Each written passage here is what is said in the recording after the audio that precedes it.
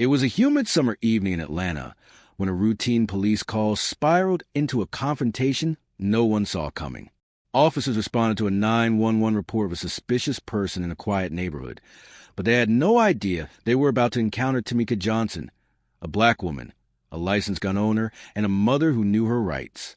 What unfolded in those tense moments would leave the community stunned, the officers shaken, and Tamika's name etched into a larger conversation about race, policing, and the right to self-defense.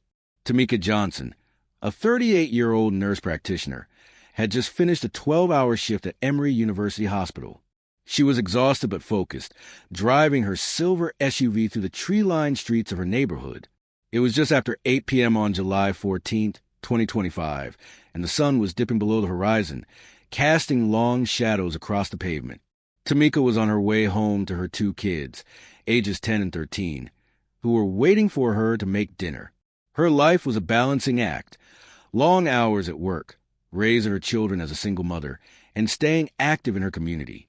She was known for her calm demeanor, her sharp intellect, and her unyielding commitment to fairness. That evening, Tamika had no reason to suspect she was being watched, but a neighbor new to the area had called 911 after seeing her SUV parked briefly on the street while she took a work call. The neighbor, unfamiliar with Tamika, described her as suspicious and mentioned she was lingering in the vehicle. The dispatcher relayed the call to Officers Daniel Hayes and Michael Ruiz, two patrol officers with the Atlanta Police Department. The description was vague, a black individual in a silver SUV, possibly casing the neighborhood. The officers, both relatively new to the force, were dispatched to investigate. Tamika had just pulled into her driveway when she noticed the flashing lights in her rear-view mirror. Two police cruisers pulled up behind her, blocking her in. She took a deep breath, her training as a concealed carry permit holder kicking in. She kept her hands visible on the steering wheel, her 9mm Glock securely holstered on her hip, as required by Georgia law. She was well-versed in her rights as a gun owner, and had taken multiple firearms training courses to ensure she could handle any situation with clarity and composure. Officer Hayes, a 29-year-old with 3 years on the job, approached the driver's side window with his hand resting on his service weapon.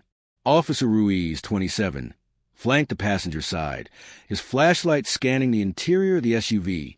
Tamika lowered her window, keeping her movements slow and deliberate. She could feel the tension in the air, the kind that comes when adrenaline and uncertainty collide. "Good evening, ma'am," Hayes said, his tone clipped. "We got a call about a suspicious vehicle matching this description. Can you tell me what you're doing here?" Tamika's voice was steady but firm. "I live here. This is my house. I just got home from work." Hayes exchanged a glance with Ruiz, who was still shining his flashlight into the vehicle. "Can you step out of the car for us, please?" Hayes asked, his hand still on his holster. Tamika's heart rate quickened, but she kept her composure. She knew the law, and she knew she hadn't done anything wrong. "Can you tell me why I need to step out?" she asked. "I haven't broken any laws, and I'm on my own property." The officers didn't respond immediately. Ruiz circled to the front of the SUV, his flashlight now trained on Tamika's face. Hayes took a step closer, his posture stiffening. "Ma'am, we need to verify your identity and make sure everything's okay. Step out of the vehicle now." Tamika's mind raced. She had seen too many news stories, heard too many accounts from friends and family about encounters with police that escalated for no reason. She was a black woman in America, and she knew the stakes were high. But she also knew she was within her rights to question the officers' demands, especially since she was on her own property and had committed no crime. "I'm happy to show you my ID," Tamika said calmly. "It's in my purse, right here on the passenger seat. I'm going to reach for it slowly, okay?" Before she could move, Hayes drew his weapon, pointing it directly at her. "Don't move," he shouted. Ruiz followed suit, drawing his own firearm and aiming it through the passenger window. The sudden escalation caught Tamika off guard, but she froze, her hand still on the steering wheel. "Officers, I'm not a threat," she said, her voice steady despite the gun's train on her. "I'm a nurse. I live here. My kids are inside. Please lower your weapons." The officers didn't budge. Hayes's voice was sharp. We need to see your hands at all times. Do not reach for anything until we tell you to. Tamika's mind was racing, but she kept her cool. She knew her concealed carry permit obligated her to inform the officers of her firearm. Georgia law required it, and she wasn't about to give them a reason to misinterpret her actions. Officers, she said clearly, I need to inform you that I have a legally registered firearm on my person. It's holstered on my right hip. I'm not reaching for it, and I'm not a threat. The air seemed to thicken. Hayes' eyes widened, and Ruiz took a step back, his gun still raised. You have a gun? Hayes asked, his voice rising. Why didn't you tell us that right away? I'm telling you now, Tamika said, her tone unwavering. I'm following the law. I'm not moving my hands. Please, let's de-escalate this. Inside the house, Tamika's 13-year-old daughter, Aaliyah, had heard the commotion and peeked through the living room curtains. She saw the police cars, the flashing lights, and the officers pointing guns at her mother. Her heart pounded as she grabbed her phone and started recording through the window, her hands shaking. Her younger brother, Malik, stood behind her, wide-eyed and scared. Mom's in trouble, Aaliyah whispered, her voice trembling. She didn't know what was happening, but she knew it wasn't right. She kept recording, capturing every moment. Outside, the situation was growing more tense. Hayes radioed for backup, his voice urgent. We've got a subject with firearm, possibly non-compliant. He said into his shoulder mic. Tamika shook her head slightly, frustration bubbling beneath her calm exterior. She wasn't non-compliant. She was doing everything by the book. Officers, I'm complying, she said. I'm not moving. I've told you about my firearm. I'm asking you to lower your weapons so we can resolve this calmly. Ruiz, still on the passenger side, seemed unsure. He lowered his gun slightly, but Hayes kept his aimed at Tamika. We need to secure the situation, Hayes said. Step out of the vehicle slowly. Keep your hand where we can see them, and don't touch that weapon. Tamika took a deep breath. She knew she had to move carefully, not just for her own safety, but for her kids, who were likely watching from inside. She slowly opened the car door, keeping her hands raised and visible. As she stepped out, she kept her movements deliberate, her eyes locked on Hayes. She stood on her driveway, her hands up, her holstered gun clearly visible on her hip. I'm standing here, officers, she said. I'm not a threat. Can we talk about this now? Hayes kept his gun trained on her, but Ruiz holstered his, stepping forward to take control of the situation. Ma'am, we just need to verify who you are and why you're armed, Ruiz said, his tone softer than Hayes's. Can you show us your ID now? Tamika nodded. It's in my purse on the passenger seat. I'll need to reach for it. Is that okay? Ruiz nodded, but Hayes interrupted. I'll get it, he said, moving toward the open driver's door. Tamika's stomach tightened. She didn't like the idea of anyone rummaging through her things, but she stayed silent, keeping her hands raised. Hayes retrieved the purse and pulled out Tamika's wallet. He opened it, finding her driver's license and her concealed carry permit. He read the information aloud, confirming her address matched the house they were standing in front of. For the first time, Hayes' posture relaxed slightly, but he didn't lower his gun. You live here? He asked, as if still doubting her. Yes, Tamika said, her voice firm. I've lived here for 8 years. My kids are inside. You're scaring them. At that moment, 2 more police cruisers arrived, their lights flashing. 4 additional officers stepped out, their hands on their holsters. Tamika's heart sank. The situation was escalating, and she didn't know how much longer she could keep her composure. She thought of her kids, of the fear they must be feeling, and of the countless stories she'd heard about encounters like this going wrong. Aaliyah, still recording from a window, whispered to Malik, Go get the neighbors. Tell them Mom needs help. Malik hesitated, then ran out the back door to the house next door, where their longtime neighbor, Mrs. Carter, lived. Mrs. Carter, a retired schoolteacher, had known Tamika's family for years. When Malik explained what was happening, she immediately grabbed her phone and headed outside. Back in the driveway, Tamika stood with her hands raised, surrounded by 6 officers. The new arrivals were asking questions, and Hayes was explaining the situation, emphasizing that Tamika was armed. One of the new officers, Sergeant Lisa Monroe, stepped forward. She was older, with 15 years on the force, and her presence seemed to shift the dynamics slightly. "Let's everyone take a breath," Monroe said, her voice calm but authoritative.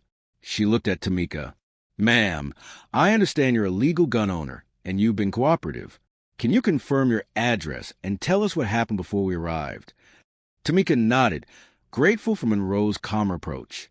She explained the situation, how she'd parked briefly to take a work call, how she lived at the house, and how she'd informed the officers about her firearm. Monroe listened intently, then turned to Hayes and Ruiz. "She's on her own property, and she's identified herself," Monroe said. "Let's lower the weapons and figure this out." Hayes hesitated, but finally holstered his gun. The other officers followed suit, though the tension remained. Tamika lowered her hands slowly, her eyes never leaving the officers. She could see Mrs. Carter approaching with Malik, and a small crowd of neighbors was starting to gather, drawn by the flashing lights and commotion. Mrs. Carter, a no-nonsense woman in her 60s, marched up to the officers. "This is Tamika Johnson," she said loudly. "She's a nurse, a good mother, and she's lived here longer than most of us. What's going on here?" The officers exchanged glances. Monroe stepped forward, addressing Mrs. Carter. "We're responding to a call about a suspicious vehicle," she said. "We're just making sure everything's okay." "It's not okay," Tamika said, her voice steady but filled with controlled anger. "You pointed guns at me in my own driveway, in front of my kids, for no reason. I told you who I was. I told you I'm armed legally. This didn't need to go this far." Monroe nodded, her expression unreadable. "I understand, ma'am. We'll need to file a report, but it sounds like this was a misunderstanding." "A misunderstanding?" Tamika repeated, her voice rising slightly. "You had guns pointed at me. My daughter is filming this. My son is terrified. This isn't just a misunderstanding." The neighbors were murmuring now, some recording the scene on their phones. Aaliyah had stepped outside, still holding her phone, capturing every word. The situation was no longer just between Tamika and the officers. It was becoming a public moment, one that would soon spread beyond the driveway. Monroe turned to the other officers. "Let's wrap this up," she said. "We've confirmed her identity. There's no threat here." Hayes and Ruiz stepped back, but Tamika wasn't done. "I want your names and badge numbers," she said, "and I want to know who called this in. I have a right to know why this happened." Monroe nodded. "We'll provide that information, ma'am. Let's get this sorted out." As the officers began to disperse, Tamika stood her ground, her heart still pounding. She knew this wasn't over.